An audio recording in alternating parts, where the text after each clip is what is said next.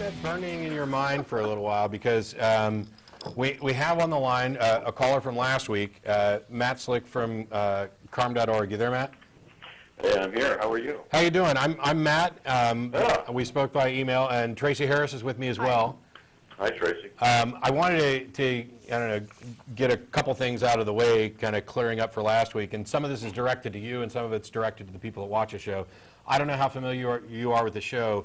In addition to the fact that we broadcast to Austin on public access television, we also stream the show live over the internet, and then the shows are uploaded, so some people see things a week later, a year later, 5 years later. The show's been on for 11 years, so some people are behind the curve, and I don't have any other method of correcting things. Some of the things that happened last week, first of all, there was some confusion about terms. I tried to call in and did get through, but during the conversation I could not get through to talk to you, and I just decided I'd hold it off till this week. And I think, as objectively as I can, I don't want to apply blame for confusion of terms. I'd just like to say that for some of what you said, I was at least in complete agreement within the context of what you're talking about. And I wanted to see if this week, and I have actually the printout, for those people who are interested, the website is carm.org, that's C-A-R-M.org. And if you click on, I think the easiest way to navigate to this actual transcendent argument for the existence of God is, there's a link there for secular movements, and then one for atheism, and then you'll probably find a link for is atheism viable, and then there's a link from there. I don't know, Matt, is there a shorter way to get there? Oh, that sounds pretty good. All right. And first of all, you know, obviously I can't speak for the gentlemen who were here last week. We've had lots of conversations about this and plenty of email feedback with people taking all kinds of different takes on what happened. And I'm just going to, for the sake of this, set most of that aside. I wanted to start by saying that when I went to the site and read the argument, and I've read tag before in different formats or whatever else, I like what you did with it in the sense that this is something that the foundations of tag are something that I would almost say are self-evident, and it confuses me when people have a difficulty grasping this. But the argument itself and the construct that you're going through is not something that is necessarily approachable or accessible to everybody. And I think you did a good job of making it as approachable as it can be. So, wow, I want to say thanks for that, because I agree exactly with what you're saying. It does take a bit of, I don't know, mental ability to kind of get through some of the arguments. That's the strength of it, but it's also the weakness of it, I think, that some people can't really grasp some of the principles in there. I don't mean to be condescending, but it's just No, I agree. It's probably one of the reasons why this, it may be one of the reasons why this isn't as popular. I will say, though, that, and I've got the printout in front of me, if you want to follow along so that we can, you know, get to the meat, because I think there's a few spots where I've identified, at least as far as I'm concerned, clear problems. And some of these, to be fair, you list objections there with your responses. Some of the objections I'm going to launch are similar to, or perhaps contextually identical to some objections you've received. And in that case, I'm not necessarily sure that I buy the response that you gave. Some of these I did not see at the website as well. But okay, starting with number one, and part of the way, by the way, part of the confusion from last week, and this is for the viewers and for you as well. When you started talking, in your written version, you're very clear.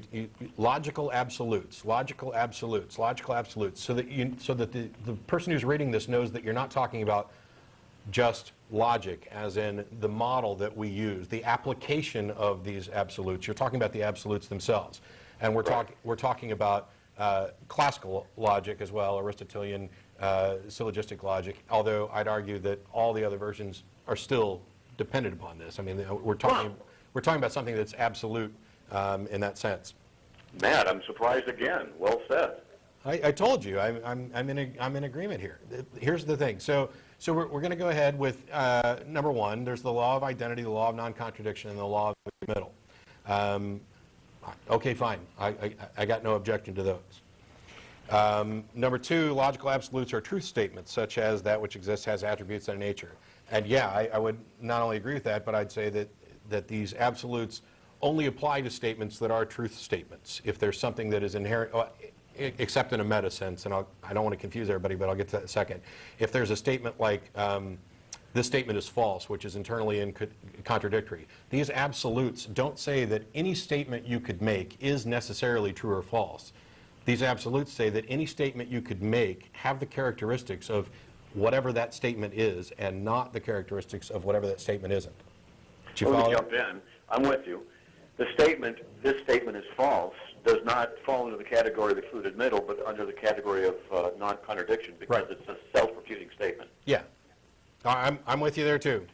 Okay. So then we get to logical absolutes or transcendent. Actually, I'm for the purposes of this, number 3 is logical absolutes form the basis of rational discourse. That's where I was agreeing with you before as well, that without these absolutes, you really can't make truth statements, and anything could be contradictory. You have no way of discerning what is or isn't. That's correct. Okay, so number 4, logical absolutes are transcendent. This is the one where you kind of got an objection, although I think that the discussion was referencing 2 different things. And also, I think that a lot of, I don't want to say atheists, that's not actually correct. Secularists have a knee-jerk reaction to the word transcendent, and it's justified in the sense that how transcendent is used colloquially is something that we would obviously launch an objection to.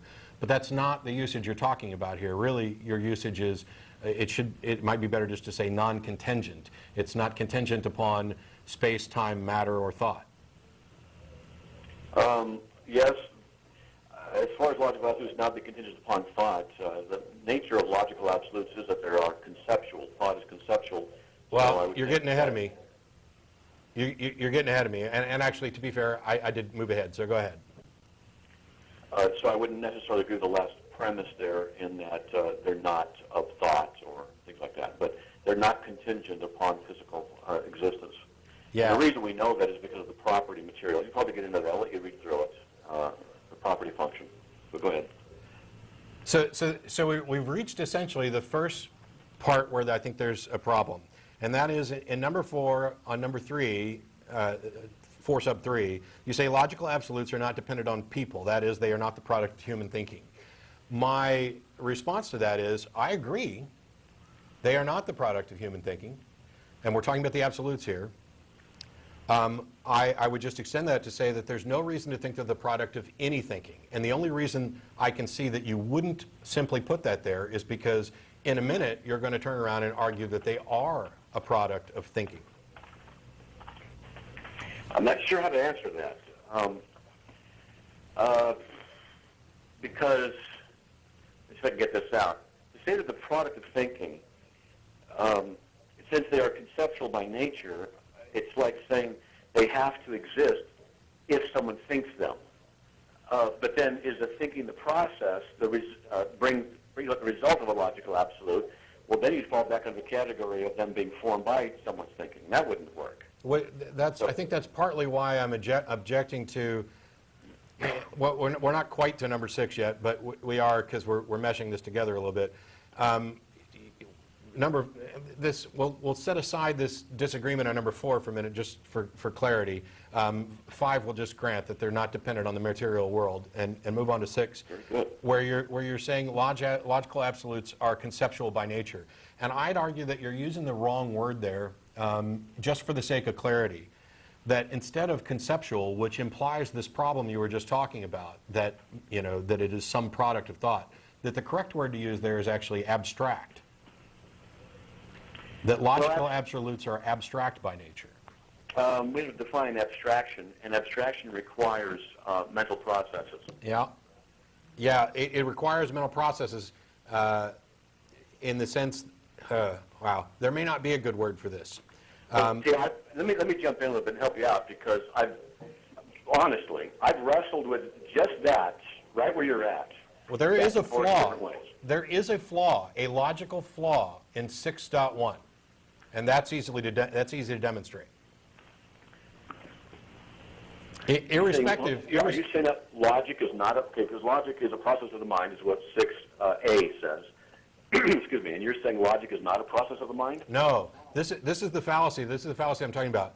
All the way up to this point, you say logical absolutes, logical absolutes, logical absolutes, and then you say logic is a process of the mind. What you're doing in 6.1